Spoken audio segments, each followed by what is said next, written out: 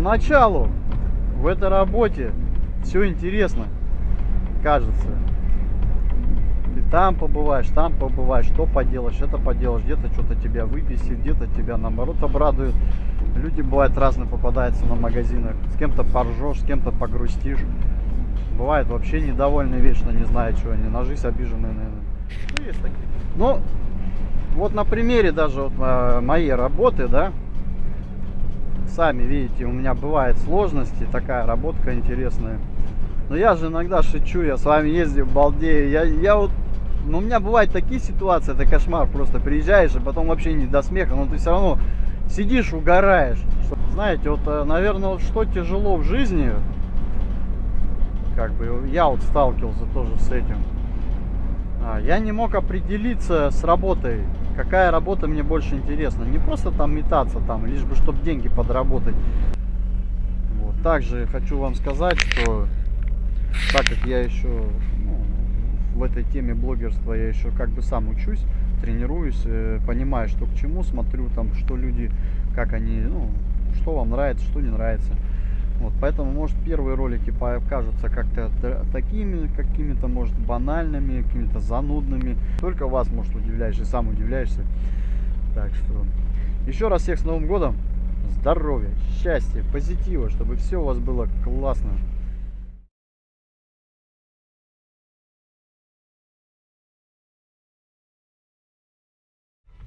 Что ты мне показываешь? Шутник, а? Всякую ерунду показывает. Вот видите, дорога есть на 30 минут раньше, он мне показывает на час позже. Да здравствует Яндекс. Так, ну что, задание выполнили. Теперь подведем итоги. Что у нас, сколько получилось маршрутов? 1, 2, 1, 4. Что это вообще неправильно я считаю как-то? 1, 2, 3, 4, 5. 5. Из них 2 дальника. Короче, 3/2 зоны и 2/8 у нас по зонам оплата идет. Нормально. 1500 заработал во сне.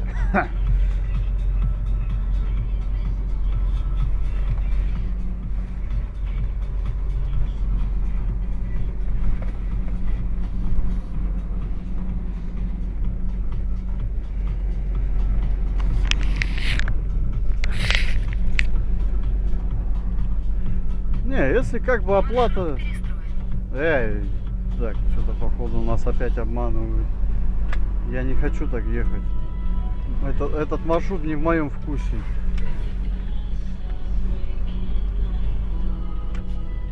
Блин, что я так полюбил большие машины. Мне прям нравится вот этот масштаб. Прям как город. Вот мне нравится город масштабом в плане домов, такие габаритные домики.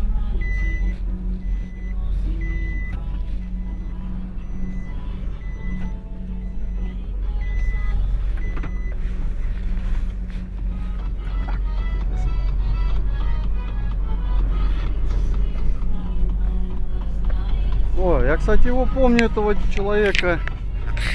Он меня, видать, не узнает.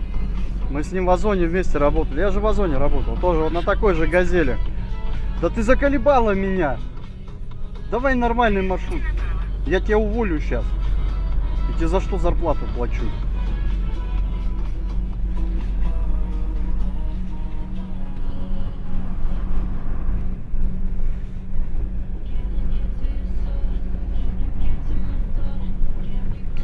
Мало того, что я и так позволяю собой командовать женщине, она меня еще обманывает.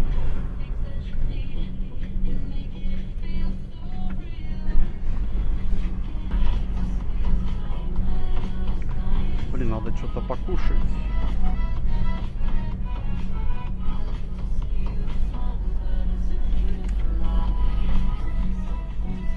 Кстати, самое главное, это не посмотрел.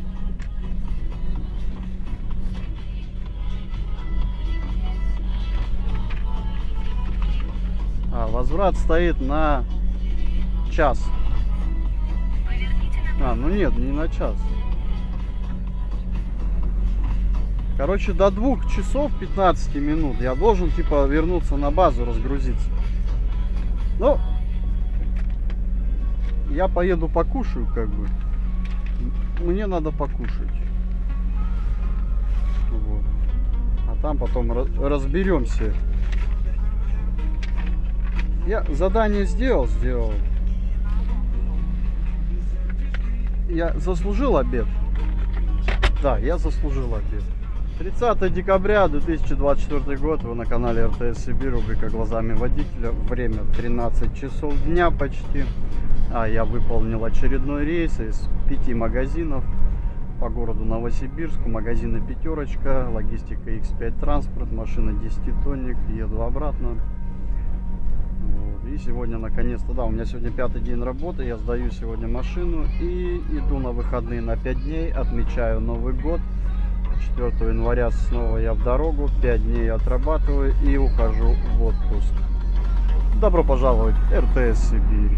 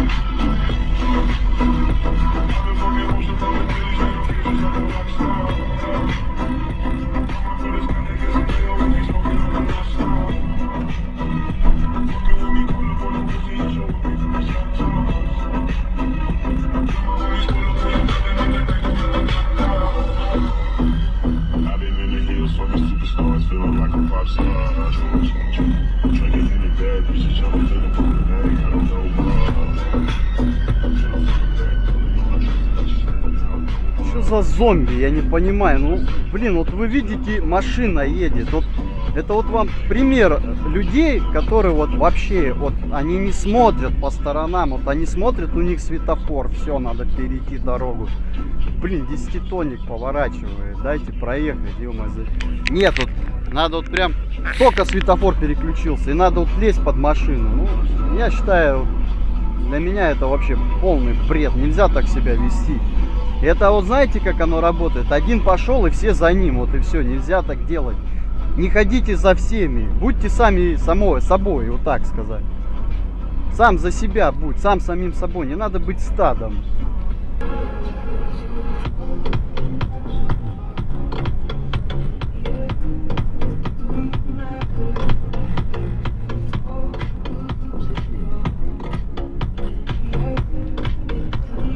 Я, кстати, я смотрю еще специально, вот смотрю секундомер.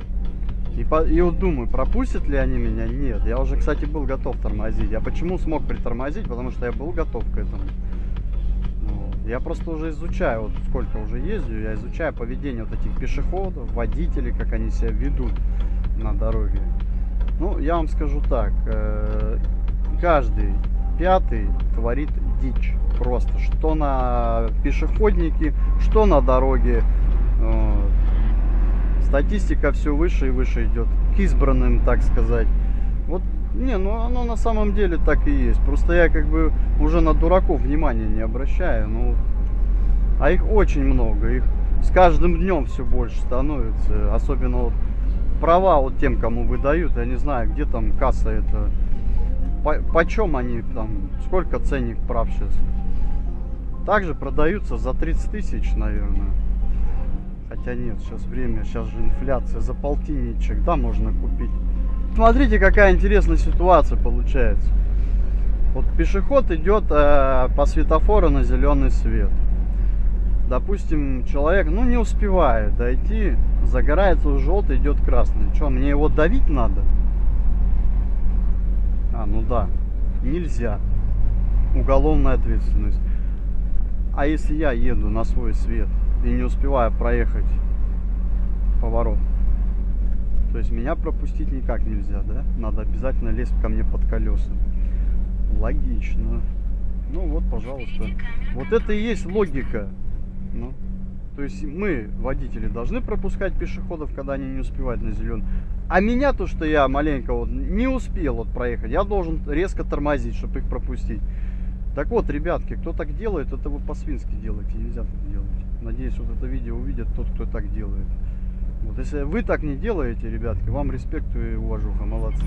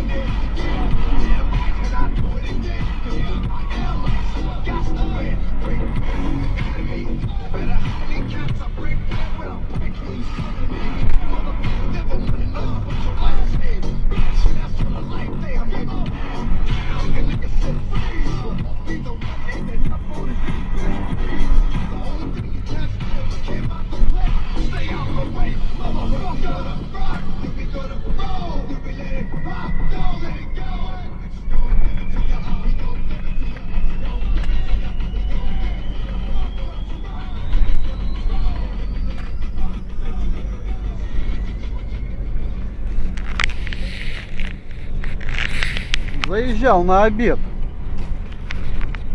Такой вкусной солянки сейчас наваристые поел. Вообще не там, где один лимон плавает с колбаской, а там, где мясо, колбаса и ну, лимон как бы есть, ну, она такая наваристая из мяса и колбасы.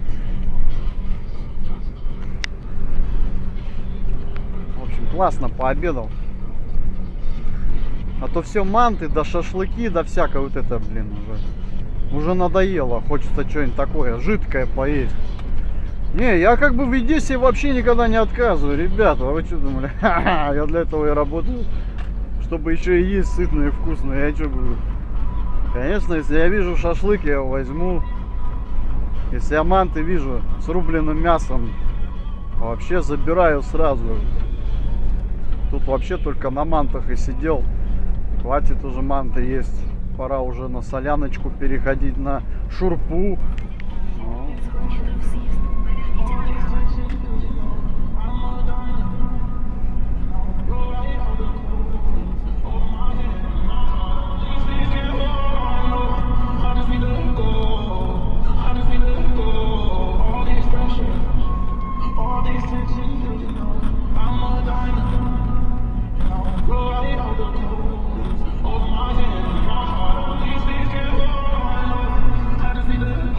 Вот я когда не досплю и по трассе еду, мне такие же цветы кажутся летом.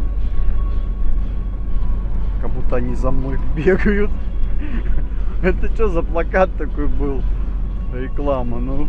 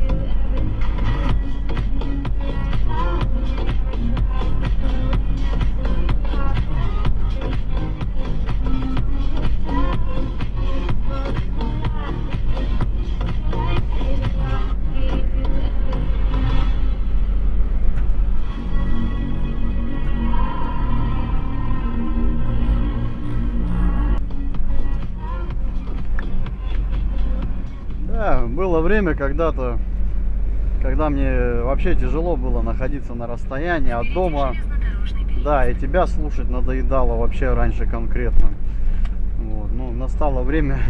Меня опять перебила эта женщина. Надо ее отсюда вырубать уже. Не дает мне душераздирающие истории рассказывать. Так вот, суть-то в чем вообще? Как бы я расстояние и плюс дома не ночевать, вот вечерами дома если не бывать, я вообще этого не мог пережить, короче. Мне всегда хотелось и дома вечером появляться, и далеко от дома я не мог находиться никогда. Даже когда в армию пошел служить, помню, сложновато мне расстояние давалось первое время. Ну а сейчас, как видите, я работаю. Вот кто смотрит с первого выпуска этот канал. Я работаю 5 дней, я не живу дома. При этом я ездю по регионам Сибири. Да, конечно, расстояние там не 1000 километров. Ну, всему свое время, как бы, ну, да мне не хочется на эти 1000 километров ездить самому, честно. Мне достаточно такого расстояния, которое меня и так изматывает нормально в дороге. Ладно бы я мог ездить там километров 90, может быть, я не так уставал. А ползешь эти 70, 75. Плюс еще дорога бывает скользкая зимой. Вот. Конечно, ты изматываешься чисто из-за того, что тебе приходится долго ехать на медленной скорости. То есть, помимо как следить за дорогой и все такое, тебе приходится контролировать, чтобы ты не уснул. Ну, кто работал при такой скорости на трассе, ну, тот меня поймет. Как бы. Работав в Новосибирске, ну, в городе, неважно, Новосибирск, да хоть в каком, где город такой нормальный, прям город, не... Через там, 1 километр 500 метров круговое движение, второй съезд. не рабочий поселок городского типа, а прям город. Вот, я как бы понял для себя, вот эти мотания туда-сюда, домой, оно, ну, это, во-первых, не экономно, во-вторых, морально ты больше устаешь с дороги, чем на работе. Постоянно, вот когда я добирался до рабочих мест, мне было не очень комфортно, честно, по этим пробкам постоянно ездить. Ну, приехал, что там приехал? Впереди камера на Да полосе. я ж тебя вырубил, да что такое? Какое камера на полосу? Уйди. Поэтому поначалу, да, здесь сложно на таких работах. Не можешь привыкнуть. Первое время, я помню, я не только к режиму не мог привыкнуть, что мне приходилось в кабине спать. Я и к питанию не мог привыкнуть. У меня постоянно то изжоги, то еще какая-нибудь ерунда. Потому что питаешься ты не домашней едой, а бывает, вот сразу говорю, вот эта пища, которая в автоматах, типа блюда вот эти, картошечки, лапшички, вот вообще не рекомендую их брать. Там в них соусы киснут быстро и все. Максимум, что я брал из автомата, это вот в последнее время, когда я понял, что не травиться, это хот-дог, кофе и шоколадку, ну воды еще попить. Ну и такое что-нибудь, типа там кириешки, чипсы, что-нибудь такое погрызть. Все. Больше я там ничего не беру. Вот стараюсь как бы, ну это я про себя рассказываю, я не говорю за всех, это, а то подумают, так неправильно, так не надо, как бы, ну кому-то надо, кому-то не надо, как бы я за себя. Вот. Я всегда, когда заезжаю, кстати, да, я всегда питаюсь только в восточных, стараюсь кухнях питаться, где самса, шаурма, там, лагманы всякие вот эти. И я никогда не травился ими, понимаете, в чем дело? Я после их пищи всегда, у меня всегда силы есть и все, потому что там всегда мясо, и его много. Они там заломлены, но оно того стоит. Бывают блюда мясные, сытные, поел и ништяк. И с собой я их беру. Взял с собой стабильно компот и какую-нибудь даже самсу, несколько типов. Я ее холодную даже ем, она холодная. Мне, кстати, холодная даже больше нравится, потому что я жирная сильно не любитель. Вот если взять самсу из тандыра, ее если разогревать, то вот этот жир, он растапливается, она жирная становится. Вот. Поэтому, не знаю, я и холодную ем нормально все. А вот если взять пирожок какой-нибудь обычный, вот этот, он остывает, он уже невкусный. Самсу еще можно как бы съесть холодное, потому что там мясо. Мясо, оно и холодное нормально. Ну как, не ледяное, но такое, нормально. Ну и все. Как-то так. Ну, если у меня есть по дороге какая-нибудь столовая, так я вообще счастлив. Я обязательно поем. Ну, а так вот особо... Я думал, зимой сложнее работать. Нет. Зимой просто ответственности больше и все. Головой думать надо больше. То есть ты же не поедешь в сугроб, надо подумать, как этот сугроб обмануть. Вот. А так зима, ну зима и зима, какая разница. Привыкаешь к работе, к такой, как бы. И зимой, и летом без разницы, одним и цветом.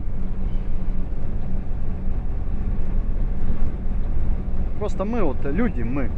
Ну я не знаю, нет, давайте не буду говорить мы разные люди. Потому что есть кто реально пытается стремиться что-то куда-то как-то, а кто-то просто как бы вот, ну, я имел в виду, хотел сказать, что люди вообще, мы привыкаем ко всему. Вот если человек реально будет стараться, там, трудиться, работать, ему будет это интересно, он привыкнет к этой работе, даже если она будет сложная. Вот.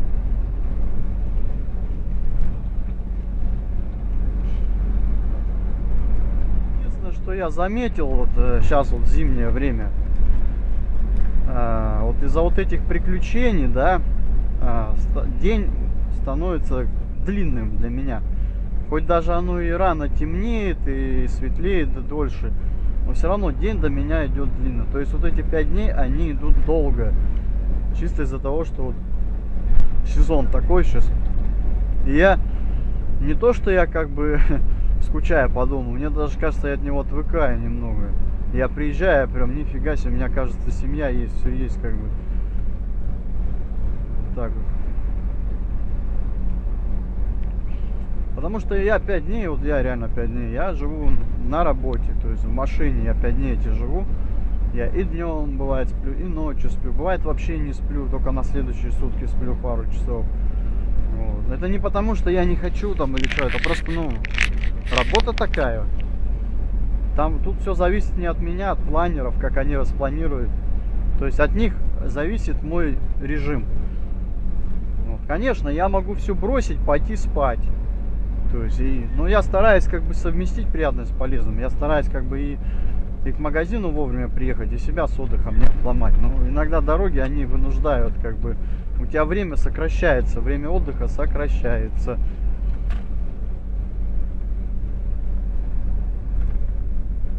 Да, я вот, кто вы смотрите видео, я вам показывал, как оно сокращается. Смотришь, вроде там время-то идет, а ты едешь, вот это время в навигаторе, оно не уменьшается, потому что ты ездишь-то не быстро, вот, оно наоборот еще увеличивается. И вот это время увеличивается, а то вперед идет, и в итоге вот этот интервал он сокращается, и отдых твой сокращается, вот и все. Поначалу в этой работе все интересно, кажется. Ты там побываешь, то поделаешь, это поделаешь, где-то что-то тебя выбесит, где-то тебя наоборот обрадует. Люди бывают разные попадаются на магазинах. С кем-то поржешь, с кем-то погрустишь. Бывает вообще недовольные вечно, не знаю чего они, на жизнь обиженные, наверное. Ну, есть такие категории людей, которые обижаются в жизни на все. Все, что видят, и надо вот, я не знаю, ну поплачь ты, да успокойся. Ну, что ты вот смотришь на меня вот такими грустными глазами? Выплачись. Может, легче станет, я не знаю. Не, надо просто такого человека вести вот к моему психологу. Не, он не мой, конечно. Вот к этому психологу, который нас на работу сюда устраиваешь, когда в комиссию проходишь, там вот этот дяденька, он такой сидит, там за тобой следят, а тебе не кажется, что там что ты птичка иногда там. Вот если туда этого человека отвести, мне кажется, у него сразу позитив появится, и он будет ржать весь день просто вот. Это как, знаешь, песенка есть, раньше вот была. От улыбки станет всем светлей, от улыбки даже радуга проснется. Поделись улыбкою своей, и в палату тебя увезут. Шутка, ну, а в чем проблема? Вот в чем вообще, как сказать так, не грубо? Вообще, что здесь плохого, если человек улыбается? Если у него есть настроение, он пытается поделиться этим настроением с другими. Вот просто поймите одно, сейчас в следующем кадре. Так вот.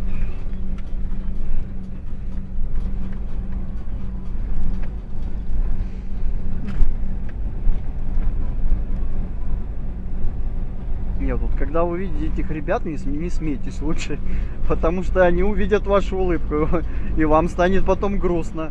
Вот на примере даже вот моей работы, да, сами видите, у меня бывают сложности, такая работка интересная. Но я же иногда шучу, я с вами ездил, балдею, я вот, ну, у меня бывают такие ситуации, это кошмар, просто приезжаешь, и потом вообще не до смеха, но ты все равно сидишь, угораешь, чтобы только день вот этот прошел. Вот. Поэтому, как бы, мой совет. Конечно, не надо быть дураком и ржать на всем подряд.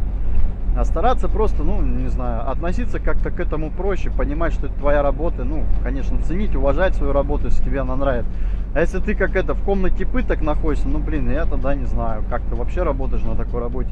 Надо стремиться к такой работе, чтобы тебе хотя бы, ну, немного было приятно это делать. А не это, как будто тебя там принуждают к чему-то.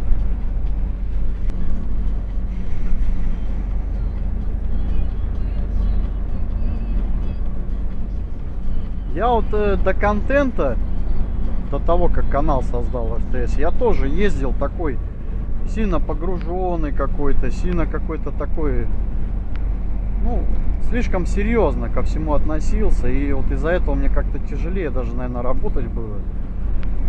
Вот, а сейчас я как-то уже, знаете, вот, ну, вы сами заметили, вот, кто видосы смотрит, я к точке подъезжаю, начинаю песенки петь, балдеть. Я даже не знаю, где пандус, но я все равно сижу, и вот еду и ржу.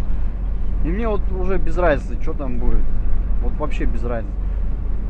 Ну, понятное дело, в плане адекватном, чтобы я смог подъехать. Я же оцениваю все равно как бы габариты и все такое. Я же не хочу как бы машину повреждать и проблемы создавать себе и конторе.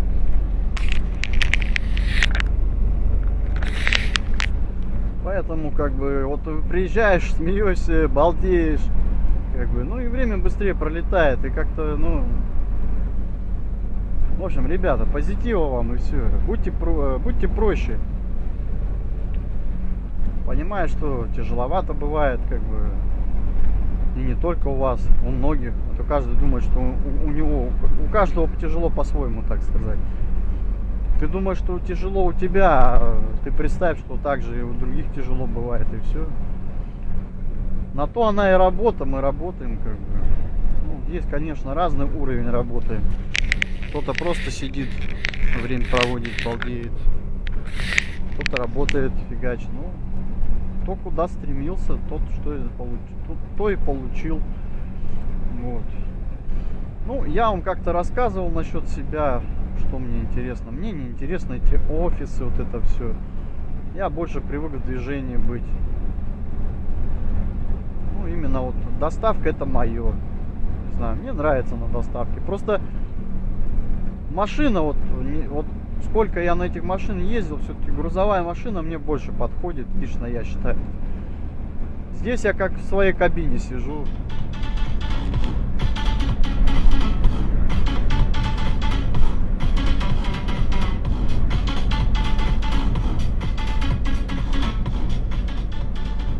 Знаете, вот, наверное, вот что тяжело в жизни, как бы я вот сталкивался тоже с этим.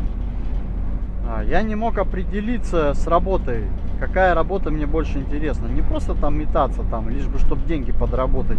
Для меня это так. Сегодня она есть, завтра нет. Хочется конкретного места, хочется знать, что ты лучше делаешь.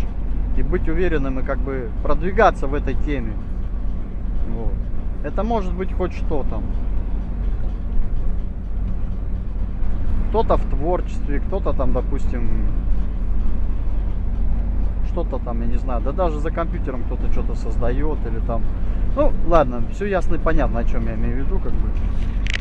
Хотелось бы просто вот, как бы, я уже, кстати, в предыдущих видео так говорил. Вот в новом году тем людям, кто куда-то сейчас еще где-то учится, кто-то определяется с чем-то там, куда он пойдет работать, вообще кем он хочет стать. Просто хочется пожелать, вот, как бы, ну, во-первых, с Новым годом, с наступившим. Хочется пожелать, чтобы вы определились со своим, так сказать, предназначением, для чего вы созданы. Может быть, вы спасатели мира. Не, ну, как бы это банально не звучало, и глупо и смешно, но у каждого человека есть то, что он лучше делает. Кто-то песни поет, кто-то танцует, кто-то на диване лежит, нифига не делает. Ну, это каждый, мне кажется, сможет делать. Хотя, знаете, я вот не могу. Меня вот дома начинает кондратить, если я начинаю вот тупо сидеть, что-то вот. Не, я имею в виду, если вот сидишь и знаешь, что у тебя нету работы, и, не знаю, совесть начинает жрать, как так, без работы. Вот. Поэтому хочется пожелать людям найти себя обязательно.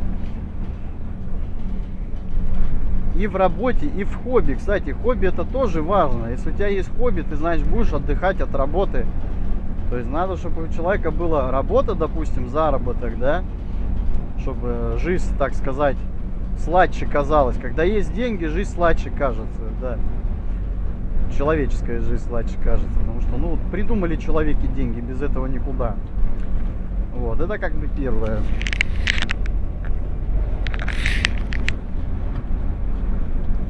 Первое и основное.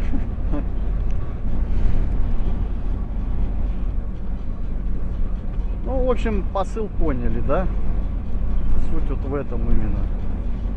Когда уже найдешь себя, уже, допустим, найдешь свою любимую работу, будет у тебя любимое хобби. Потому что когда есть работа любимая, от нее надо еще и отвлекаться иногда. Тогда она еще любимее станет. А чтобы не отвлекаться, надо еще какое-то хобби. Кто-то еще работу находит. У кого-то хобби несколько работ, как бы. Ну, тоже нормальное явление. Доезжаю уже до распределительного центра. Время 14 часов.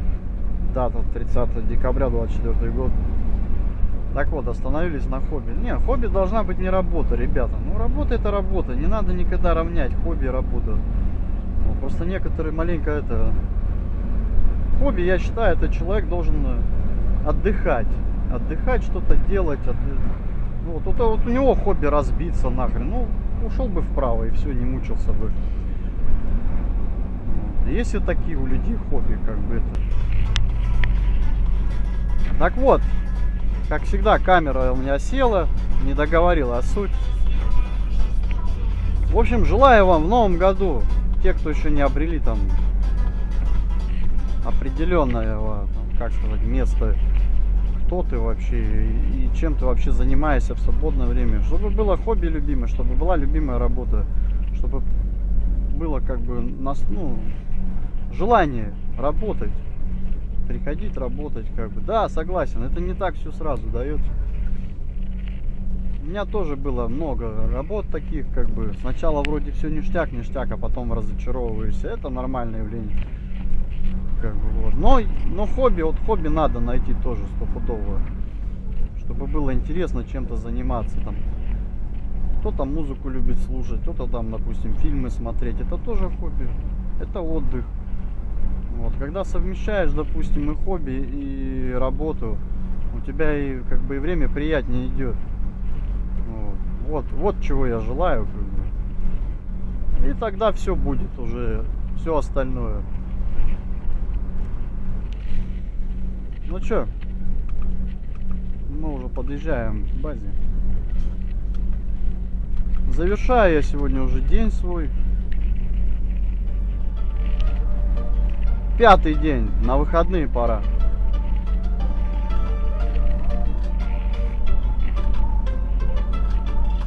Полевых цветов веночек в утреннее расцветов.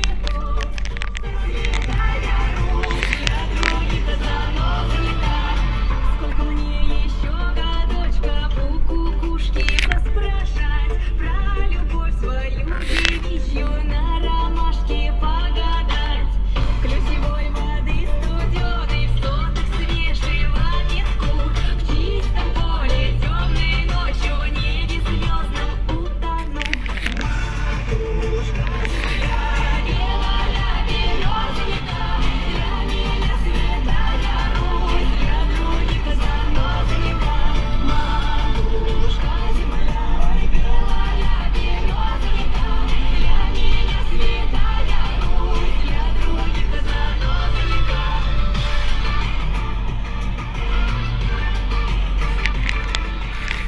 Ну все, уважаемые подписчики,